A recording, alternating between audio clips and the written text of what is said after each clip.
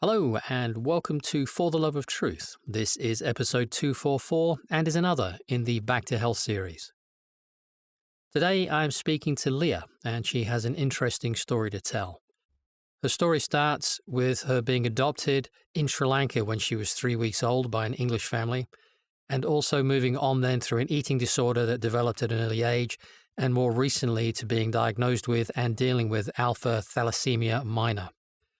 The most important part of this, as with all the Back to Health stories, is that of taking self-reliance and self-responsibility for your own health, because until she did that, she was making no progress and getting progressively worse. She's very interested in and excited by Ayurvedic and Chinese medicine and feels these are really helping her along, and she has some very insightful and interesting things to share with us on those subjects. I do hope you get something from this conversation, and if you want to reach out to Liya to discuss anything, there will be an email address in the description of this video so you can do that. And as always, you guys are amazing, and I wish you the very best of luck on your own health journey. And if you have a story you'd like to share with me, then I'd like to hear it. So please reach out through the contact form on the website, and then we can start a conversation. And finally, if you like this kind of content, can I encourage you to like, comment, and subscribe, and also to go to the website and either bookmark it or sign up for the newsletter in case anything untoward happens to this channel on YouTube. Take care of yourselves. Bye-bye. Good. So Liya, thank you so much for joining me on the show. My pleasure. Thank you for having me on. All right, we had a good chat the other day, and I thought it would be good for you to come and share your story, really. So the floor's yours, and I will interrupt with questions as necessary if I get confused, which is possible. That's brilliant. No problem at all. I am happy to be interrupted because otherwise I'll talk for England. But yeah, so where shall I start? So I'll start at the very beginning. So I was adopted at 3 weeks old from Sri Lanka by an English family. People say they don't notice the colour difference between my mum and I. Were so alike, which is lovely. She just says, I was from her tummy. So yes, I've been in England my whole life, really, apart from university and etc. and travelling. But yeah, I've been here my whole life, and I've always felt, even though I was adopted, and obviously that's quite an unusual start to life, that I've always felt very different, just different in how I think, emotionally. I think I'm an empath, and I think I'm an INFJ, so quite a rare personality type. And I always used to be quite inquisitive as a child, and I would say things like I thought of this the other day when I was thinking about it, and I said to my mum, I would run downstairs after like a nightmare, and I'd say, why are we born if we have to die? And I said that at about 7 years old, so really young. I had like an understanding of, the bigger picture. But I know that sounds really morbid, but for your viewers, I do change my thinking. And recently, obviously I'll go back to the beginning, but it's a good ending, if that makes sense. Yeah. So about 16, obviously we all go through puberty, and we're all, it's all difficult for most of us, but I felt that I developed a lot of, I would call it now in Ayurveda, because I'm studying Ayurveda, I should probably say that I'm studying to be a naturopath. I'm really enjoying it, but I want to also give a disclaimer that, this is my own research, and I encourage others to do their own research. This is just to do with my story and my health. But yes, I started experiencing symptoms about 16, very, very sporadic, very subtle, very kind of irregular. So it would be really debilitating nausea. I would have it, it would always be in the evenings. I would have indigestion. It was so debilitating, I would cry with it. And I would, it sounds, I know it's like too much information, but I would almost like burp and I would feel much better. And then the wave of nausea would come again. And I would shake, like I would really shake, and, my muscles would be, really hurting. And I knew instinctively, even though I was quite young, that it was probably to do with food, but I didn't know at the time. And obviously, being in the West, and being in kind of like a different place than I would have been. Yes. I will come on to this later, but my family, my mum didn't know what was wrong with me. They didn't really know didn't know what to say. And, my mum was really worried, but she just didn't know what to do. And this carried on for, I'd say, years. And then it just suddenly disappeared, just like that, just completely disappeared. And I thought, oh, okay, that's got better. I should mention that about 6 or 7, I did develop an eating disorder. Now, this is very young to have an eating disorder. And I said to you before, didn't I, that it was an eating disorder, otherwise undiagnosed. So it wasn't anything to do with, weight or calories or anything to do with that. It was more of a fear of food, which I find, it's quite a strange thing, isn't it? Because food, we need food to survive. So that went on for years and years. And so it was about 7 to about 19. And then I met somebody, as you do, during my first year of university. And I just saw that he was, really enjoying food. And I thought, I just observed him and, people around me. And obviously it's quite a happy time and, a lot of fun. And I thought, well, food can't really be that bad. So overnight, I just thought, I'm just going to change my thinking. So I had no medical intervention. I mean, I've spoken to my mum about this years later, and she was really worried. She said, I was going to take you to see a doctor because she was so worried about me, but I actually turned it around. And I do think, coming on later to what I'm going to discuss, I think that's obviously contributed to the problems that I have now. I definitely think that that's got something to do with it. But I think there's lots of different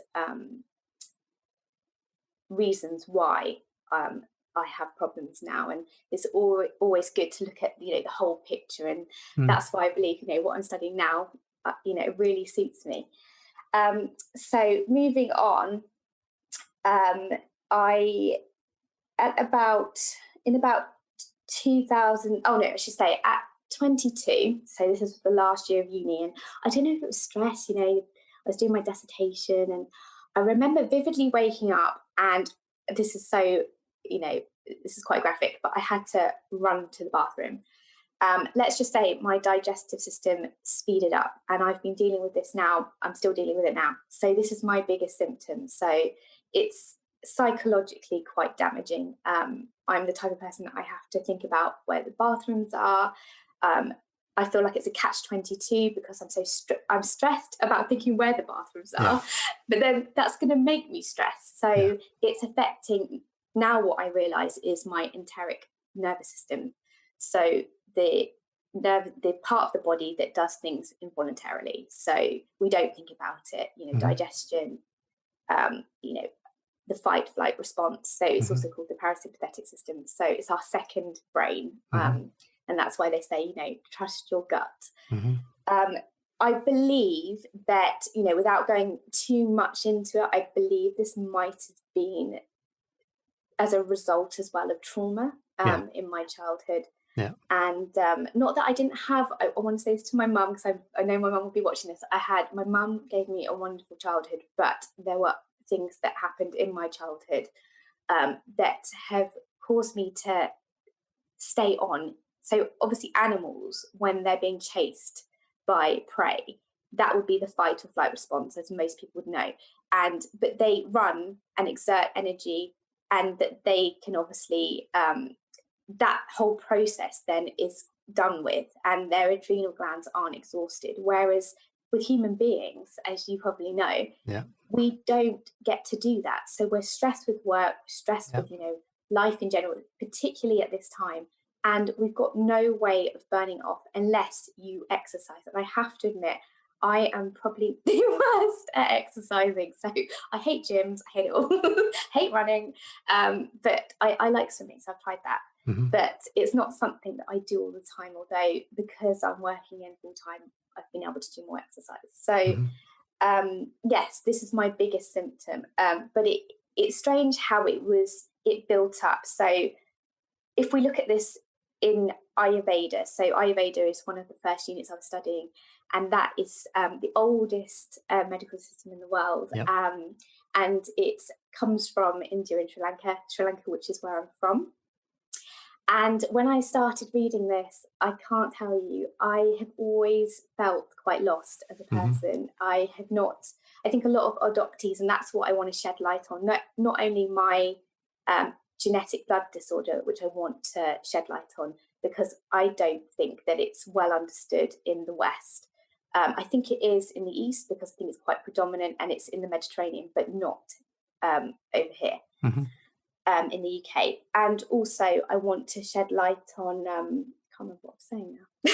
You're talking about the blood disorder, shedding light on that, and also adoptees. Yes, so and adoptees, and how adoptees, I mean, there's obviously lots of literature on it. There's, the adoption triad, the biological parents, the adoptive parent, and then the adoptee. But I do feel that there's a lot of research into the initial process, and then there's not a lot of support afterwards. And particularly, I think, in my opinion, with international adoption, where you are, and I don't know whether other people are going to agree with this, but I think for me, I know it sounds silly, because I know people are trying to get away from colour, and I completely understand that it doesn't matter. But when you're adopted and you look to your family, you look to your friends, and all you see is Caucasian people, and in my heart, I wanted to look like that. I remember when I was 11 and my mum found like a coloured Barbie, and I was overjoyed because I could identify with that Barbie. I couldn't, I was 30 odd years ago, so I was adopted in the 1980s.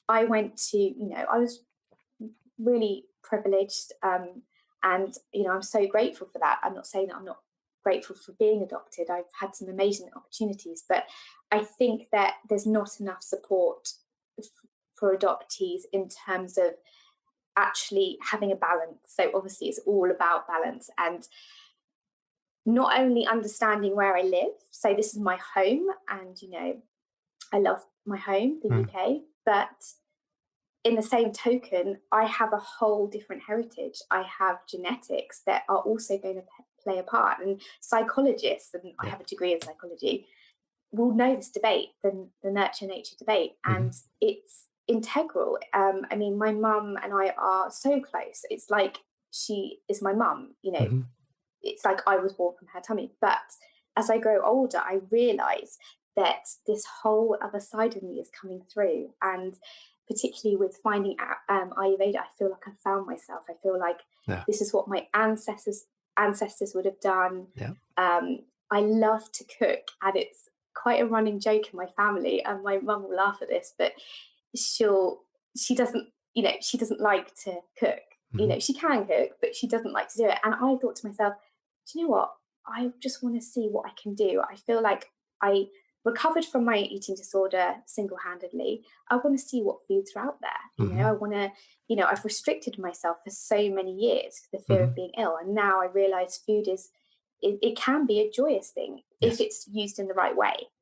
And so I started cooking, and I've been told, I'm going to be modest here, but I've been told that I'm a very good cook. And a lot of people want, my mum's like, oh, can I come around to yours? And the minute that I'm cooking, I cook lots of dishes, a bit like people would have done in Sri Lanka, because I went out there to Sri Lanka and I could see like the platter of dishes. And my mum can't help herself. So even before it's put on the table, she has to go and eat some of it. So that's come through. And my husband will be quite amazed. I'll look at a recipe and I won't have done it before, and I'll just create it. I'll just know what to do.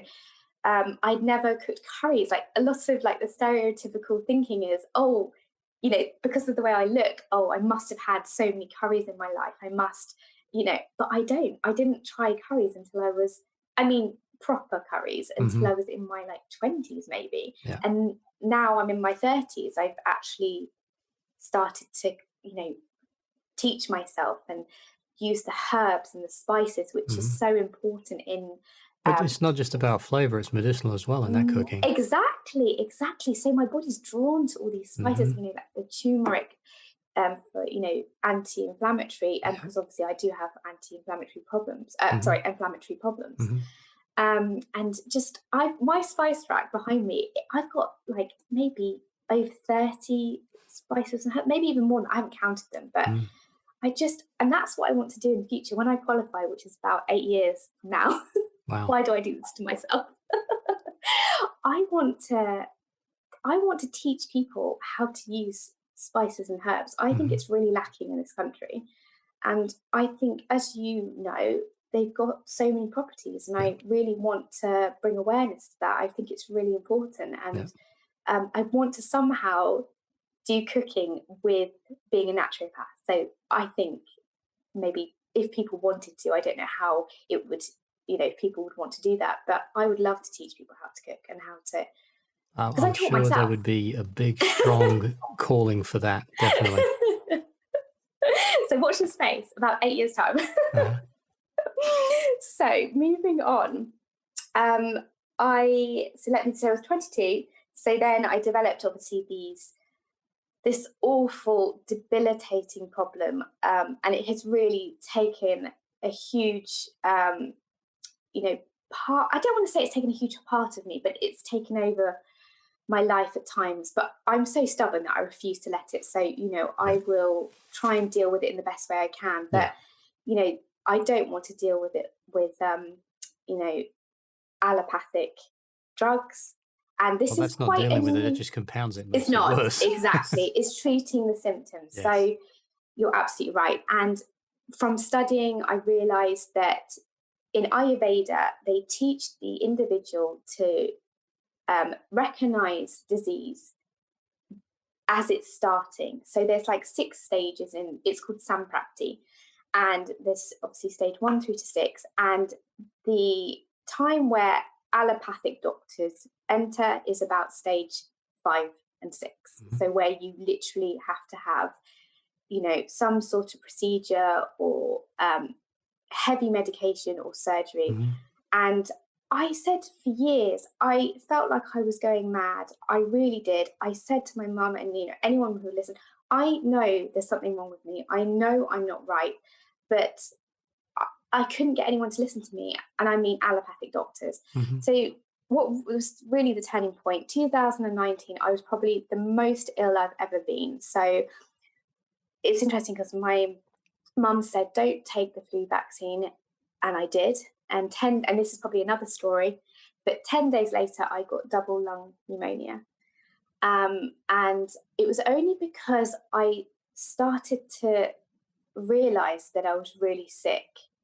Even though the symptoms were quite subtle. I think I was telling you I was in a supermarket, and I was leaning against a trolley, and I thought to myself, I can't breathe. I feel so weird, so sick.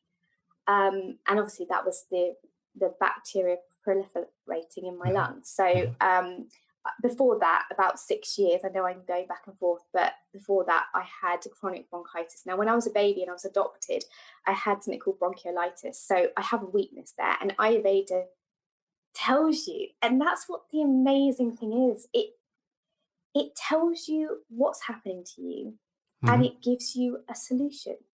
And that's what a lot of natural therapy is, natural medicine, which is why, when I was looking for, colloidal silver, that's how I came across your channel. And so looking at Ayurveda, it told me when it started, it's called vitiated. So when in Ayurveda, you have 3 constitutions, everybody does, and they're called Vata, Pitta and Kapha. Vata is, it's all related to the elements. So Vata relates to air and ether, which we're not told about. And I know you've mentioned it before. Yep. But ether, which is space, which is really important. Yep. And then Pitta, which is fire and water. And Kapha, which is water and earth. And Kapha is anabolic. So Kapha is where usually when you're creating things that you shouldn't be. So things like tumours. And things like, it's called ama in Ayurveda, so toxins. Ayurveda believes all disease starts in the digestive system, and it believes that toxins are the biggest cause. And one of the other things, remarkable things, which is not even mentioned in Western medicine, is faulty food combinations. And I think I might mention this, but if I haven't, I'll mention it now. But it's where you shouldn't obviously put food or liquids with another. Now, one of the most staple things in the Western world is yogurt with, some kind of cereal, or yogurt with fruit, and you shouldn't put fruit with anything else. So, I mean, I know it's difficult to change if you're so used to it, but if anybody was having problems with digestion, that's another thing I could say, look into that. If you want to obviously do your own research, but look into what Ayurveda, if that's what you're, interested in, because obviously there's lots of different branches of natural medicine. But this is the one that really speaks to me. Yeah, it's the one that resonates with you. It's the one that you should follow. The one that Exactly. So I started, obviously 22, and then about 22 to 28, kind of the worst years of my life for illness.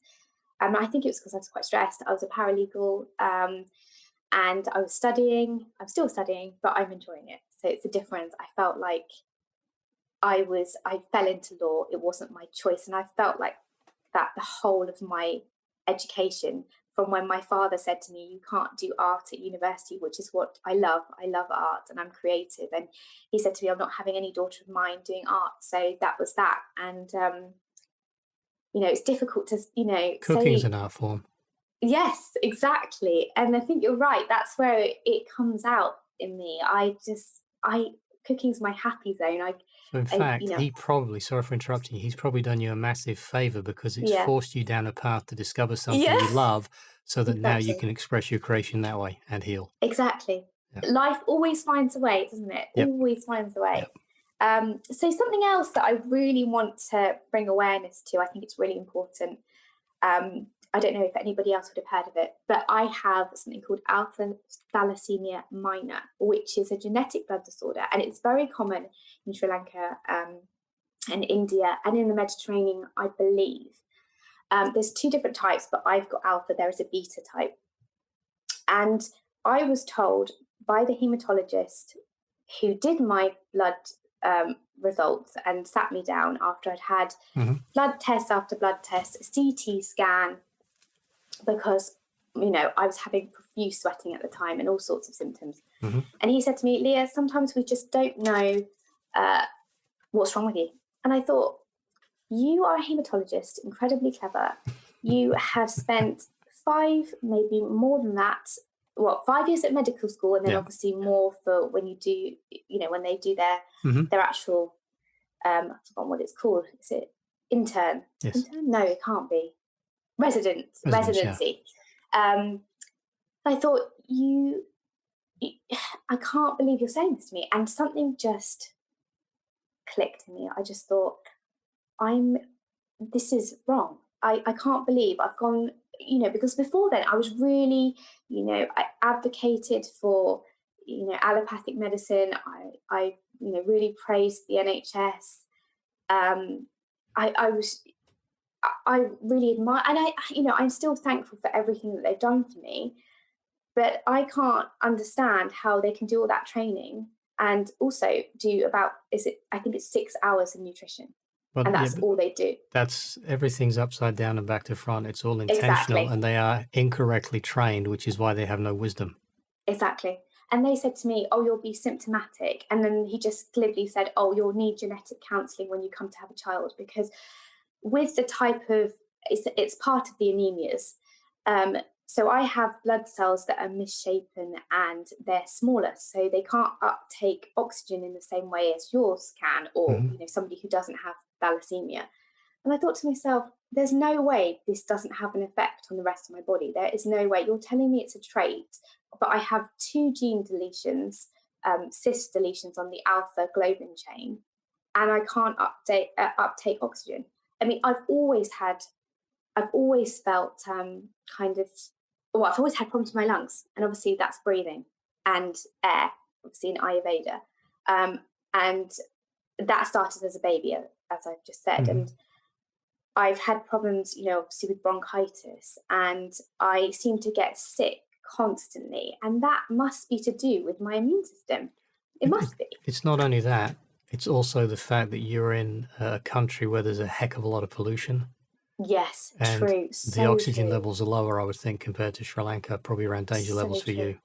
So true. I remember when I went to New York and, walking around and seeing the sights, and I got sick on the third day. Yeah. I got bronchitis really badly. And when I get bronchitis badly, it's bad. I cough up blood.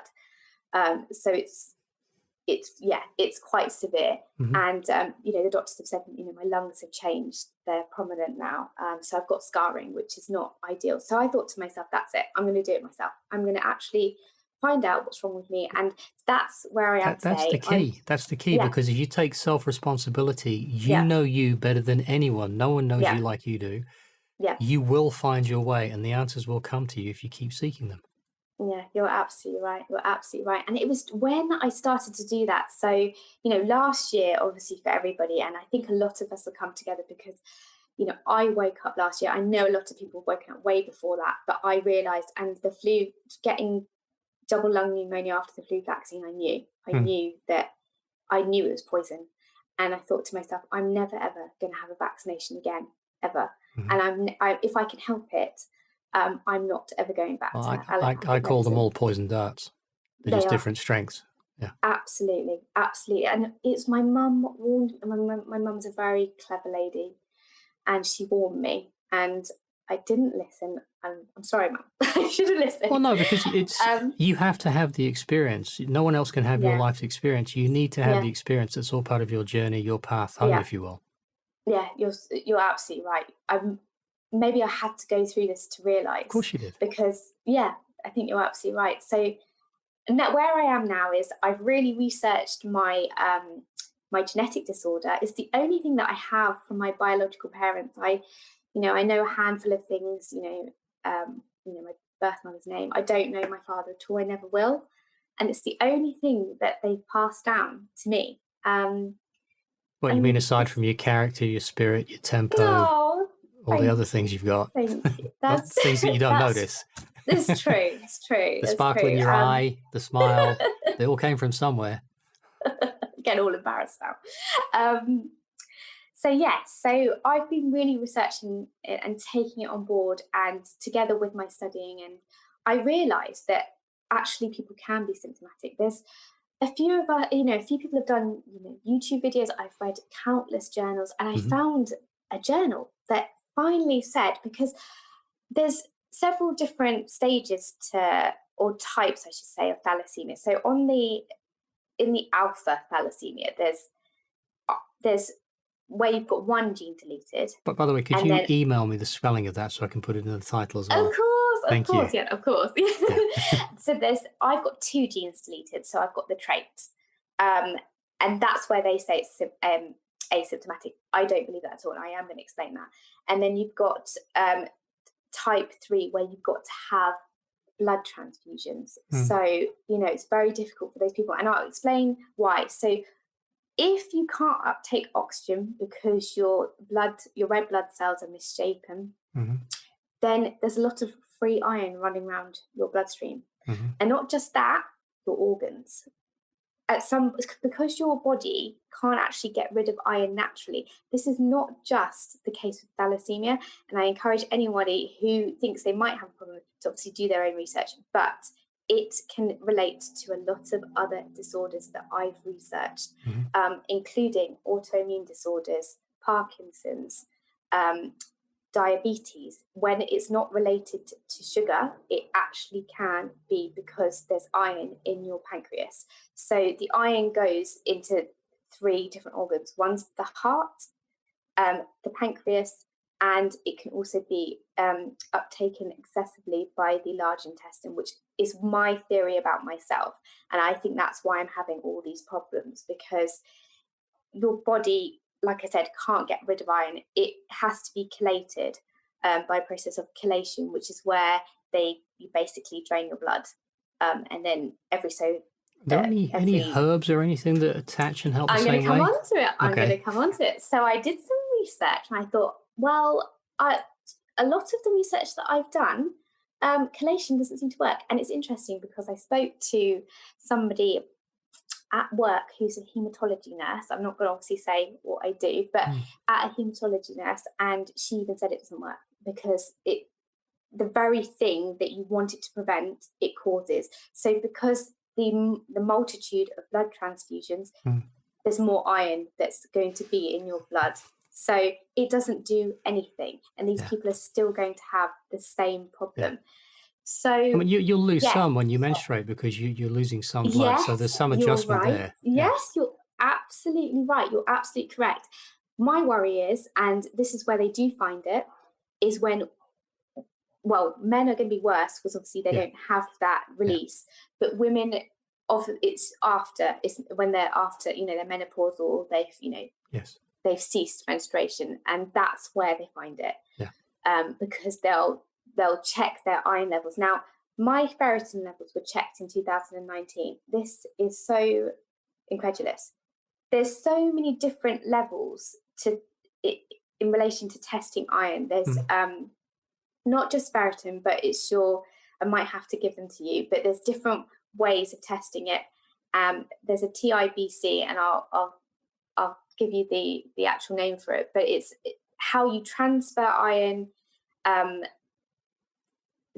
So basically there's lots of different blood tests that they can do, and they literally just look at ferritin, which is ridiculous because what do they do for me? They gave me ferritin tablets, and that's iron tablets, which are only going to make me more sick. And I remember feeling so nauseous that I had to actually just stop them. I couldn't even finish the course. It was ridiculous. So I found, through my research, and this has taken many years because I've been dealing with this since 16, but I only found out about the thalassemia in 2019. So it's been until now. So I found that, and this is a work in progress, so I'm kind of the guinea pig. I'm sure other people have had it done, but I've put forward to a lovely practitioner that I'm under the care of now. He's amazing, and he's been really helping me through it. So I said to him, I'm going to come to you because I believe I've got a problem, and I'm looking to have acupuncture, but I'm also looking for a herbalist. Now, herbalists in the UK are very, there's not so many of them. And he said to me, so that's something I'm going to consider when, through my training, because the herbs are just as important. So my second module that I'm studying is Chinese medicine. And I bought this book that my tutor recommended, and I've just been, completely captivated by it. And it tells you all about, the meridians, the channels, how, organs are connected. So, for example, if you have problems with your eyes, it's usually a problem with your liver because of the way the meridians flow. And I find that so fascinating. And what I love about natural medicine is it always takes into account the mind. Usually you vitiate in the mind first, and then it goes through into the external pathway, which is like you'll get problems with your skin, or very subtle, like I had, nausea, bloating, and then it will go further into, if it's not addressed, because you can always address it and then start to reverse disease. Easier to kill the monster when it's little. Exactly. So Chinese herbs are actually chelators. So I have been researching, and I found that they can do this. So I'm not going to say the names because I'm not qualified. I can't do that. But if people want to look it up, then I would suggest looking up Chinese medicine and Chinese herbs, and then maybe, going to a practitioner and letting them, and specifically a herbalist, so that you could talk through it with them. Anyway, King is amazing. It's like using cilantro for getting at heavy metals and stuff. Yes, exactly. And my practitioner mentioned that. He said, coriander, because obviously iron toxicity, which is a thing, is obviously a heavy metal. Iron corrodes. So it's corroding my digestive system. And that's why I've got, if we think about iron, what does it do to, other items? It corrodes them and rust, creates rust. Yeah. So the same thing is going to happen in the body. Yeah. So that's why people experience leaky gut syndrome. That's why their gut microbiome is depleted and the bad bacteria can take over. This is what I think has happened to me.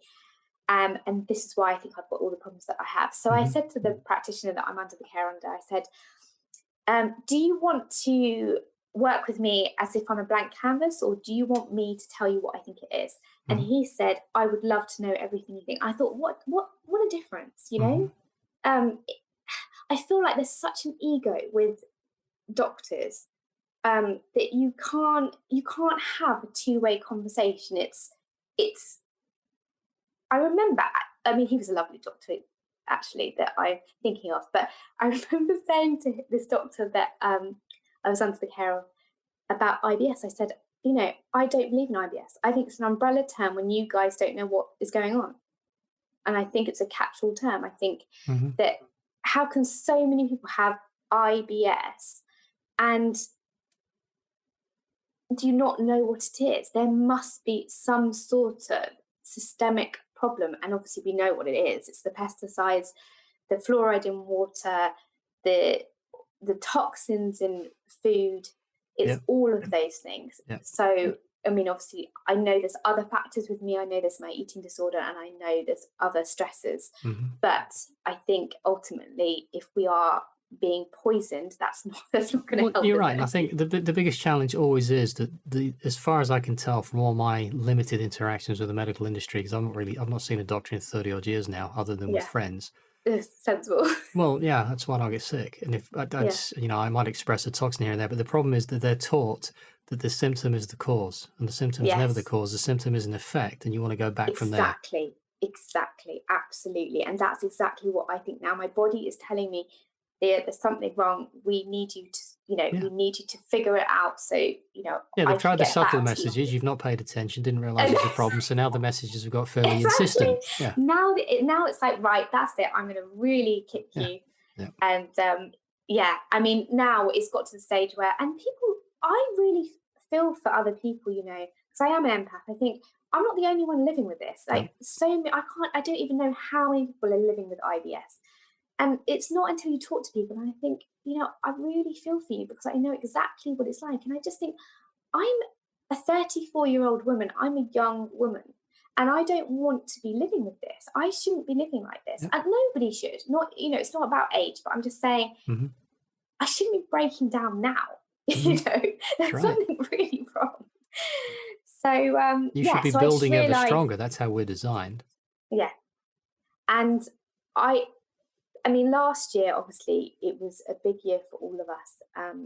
You know, it's been an awful year, but I think for a lot of people, it's been a year of discovery, and it has been for myself. And I started to really, I've always busied myself, and I think that's how I've dealt with things that have happened in the past. And I suddenly realized I've got to actually focus on myself. I've got the time now, and I actually dedicated time to, you know, being kind to myself. I think I've always put others before me, and I just think I need to actually focus on myself. I get why you do that, and you know, I've certainly done that in the past as well, but there's a problem.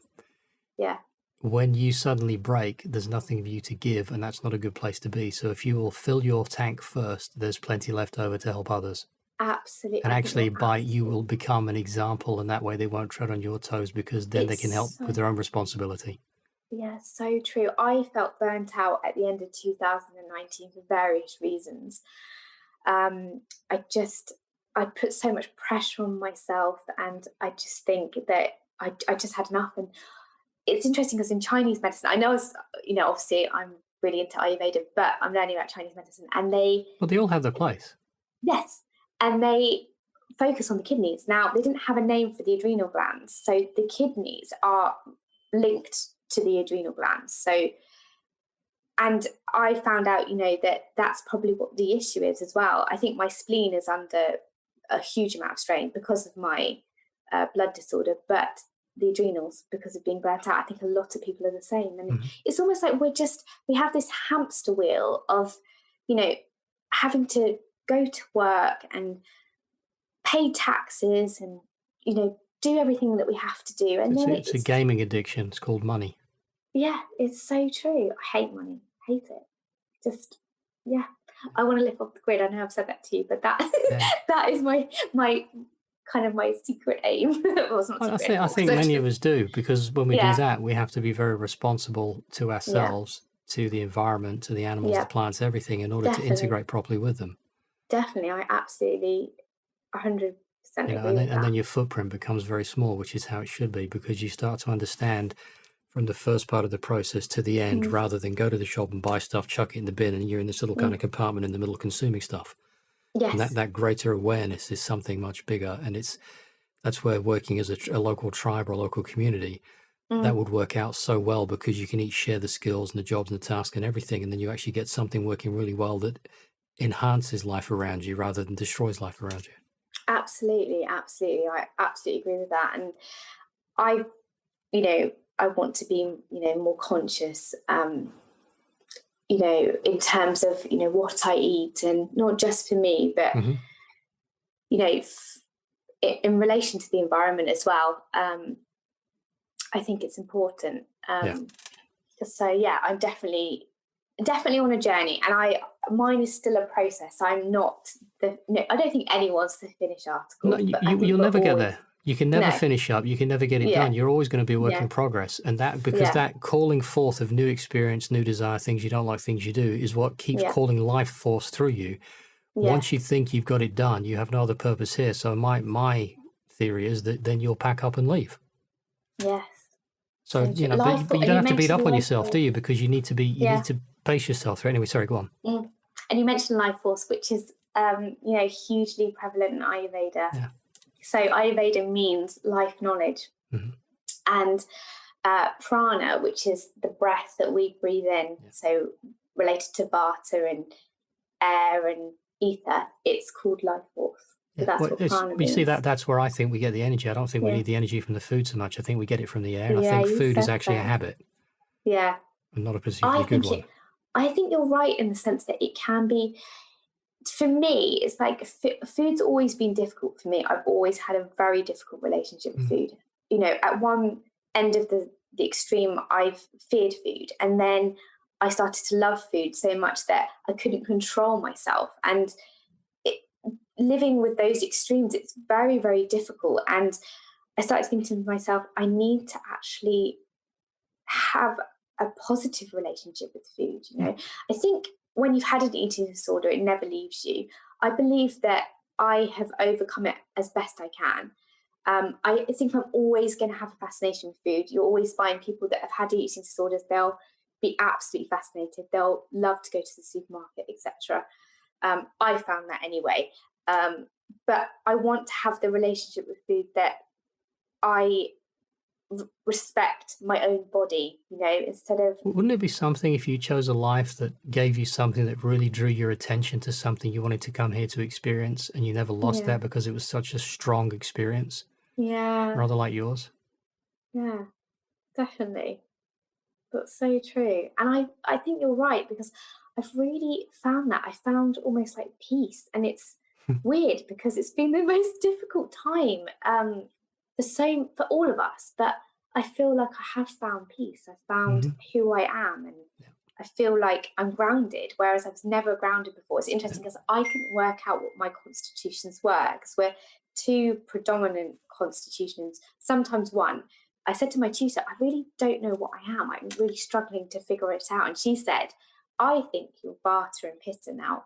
Vata is, like I said, the air and ether. And you're always busying yourself. You're always, quite, I wouldn't say I'm energetic in terms of like exercise, but you're energetic. I think I'm energetic in the mind, a lot of thoughts, and I'm always busy.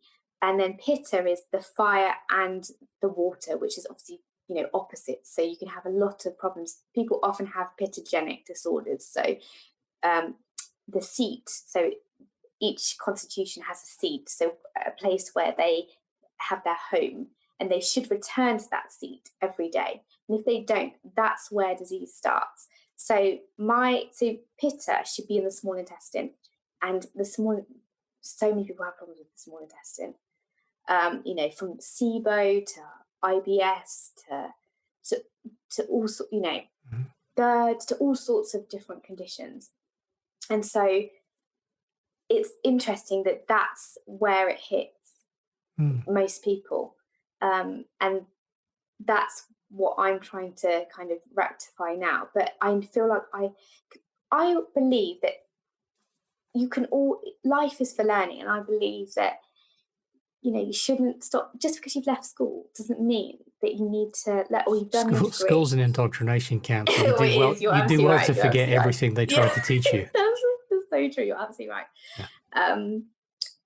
I believe that, this is a time now where humanity really needs to step up and start learning and start being aware, self-aware, and self-responsible.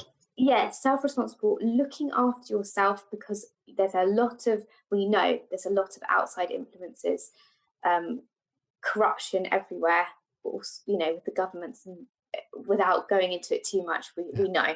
Yeah.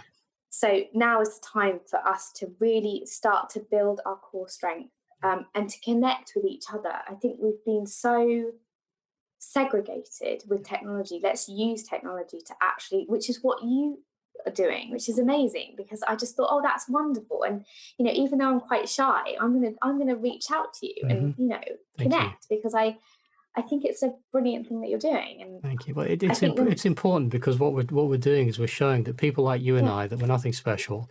Yeah. But we're doing some special things, and then we're sharing that back to encourage other people to reach inside themselves and get a hold of it and step forward themselves, and they can reach the people around them. And that was the whole point in doing that, was to say, look, the only way to empower people is to get the stories of the people who've been doing it. Yeah, exactly. Which is no matter where they are in their journey. Yeah, and I avidly watch them.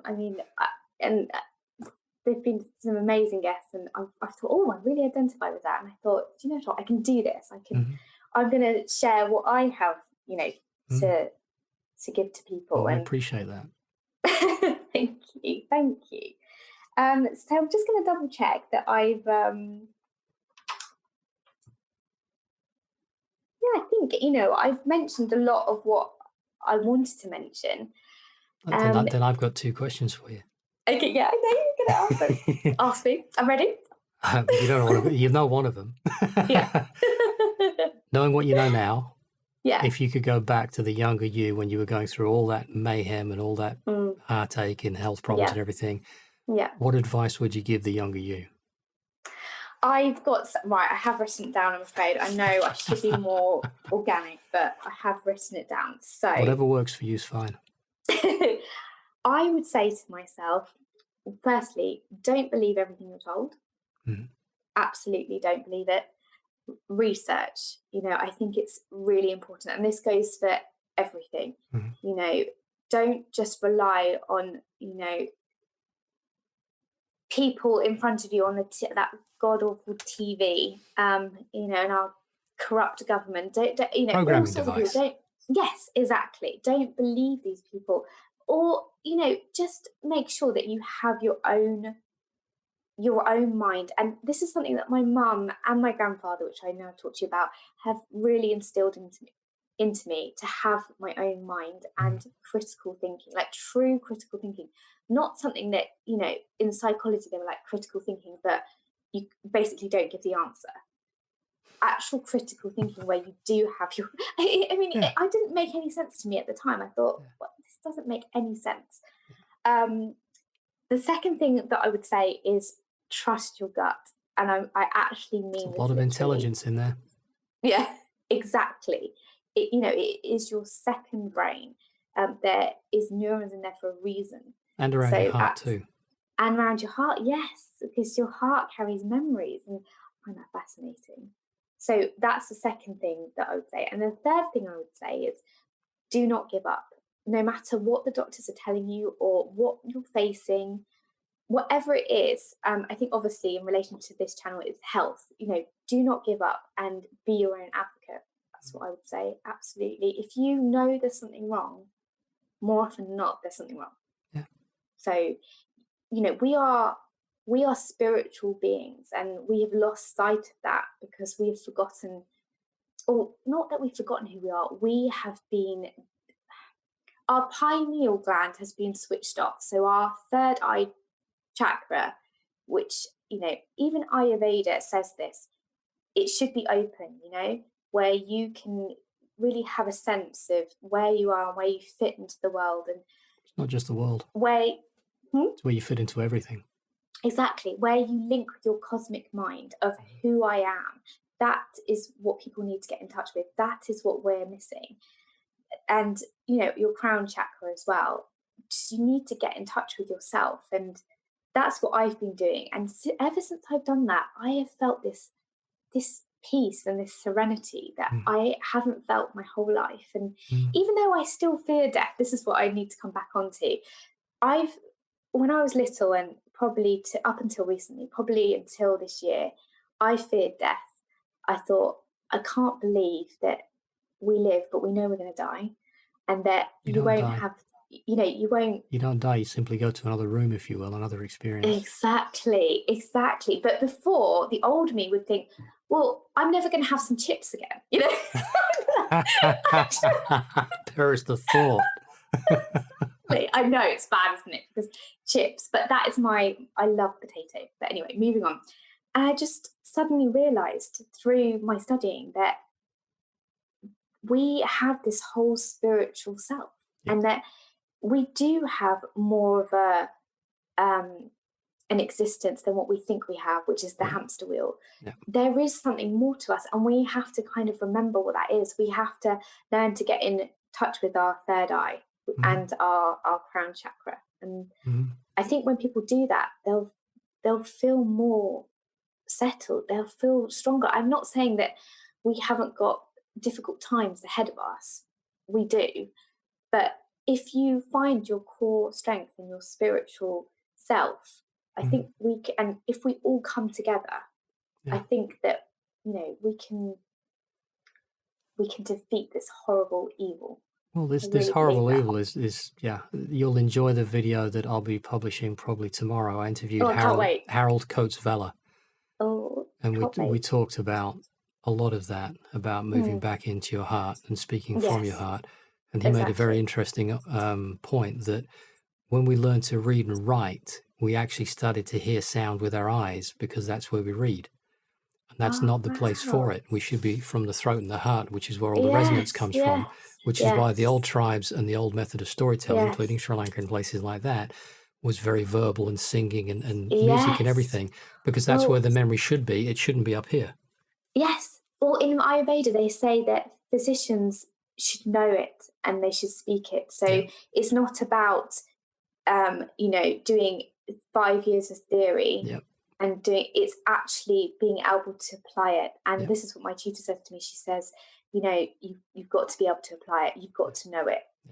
And so they would actually have to memorize all of it's called the Vedas. And these books. It's not just memorized, it's internalized, so you know it. Yes, you're right, internalized. And this was, 5,000 years ago. So, and 5,000 years, I'm reading things like they knew about endometriosis, which is the Western world still will not acknowledge. It's affected a lot of close relatives of mine. And I just think it's just unbelievable. Yeah, the Western world seems to think you're just having a bad period. Yeah, exactly. And I know four people that are close to me that have it. And they will say it's in your mind. Yeah, I believe that definitely the mind and the body are connected, absolutely. Oh, yeah. But don't say to us that it's all in our mind and that there is actually a physiological symptom, because it's all connected. And that's what natural medicine tells you, that you have to treat the mind and the body. Yeah, that's right. By the way, you answered the second question as you answered the first. Did I? Sorry, I didn't even let you. No, it was fine, because the question was going to be, depending if you hadn't done it the way you did it, was what advice would you give everyone else? But you very clearly addressed it to yourself and everybody. So that was beautiful. Thank you. Thank you. That was a really, really very magical discussion. And thank you so much for taking the time out of your evening and to share like you did. Oh, thank you very much. Thank you for giving me the platform to do so. You're welcome. What I will do, before we started recording this, I did mention I'm fairly busy right now, so it's probably going to be the weekend before I get it edited and published. But as soon as I do, of course, I'll put it in front of you so you can share it then if you want to. Perfect. I think I will, because I think you will. Yeah. Have an amazing evening. Thank you so much. Thank you, and you. Take care. Speak soon. Be good. Bye-bye. Thank you, and you. Bye. Thanks. Bye.